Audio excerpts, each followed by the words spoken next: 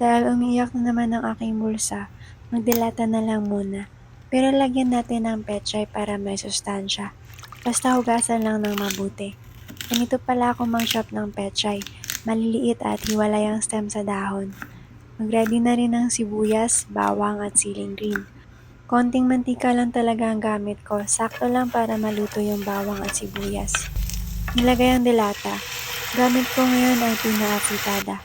Gisa saglit. Lagay ng tubig gamit yung lata para sulit naman, di ba?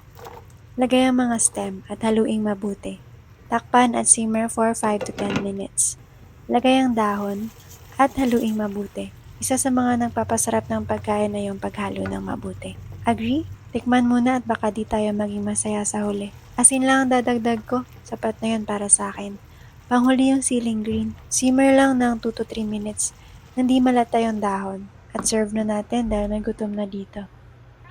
Char, bawal sa'yo to. Anyway, natry nyo na rin ba to? Sarap diba? Next time ulit.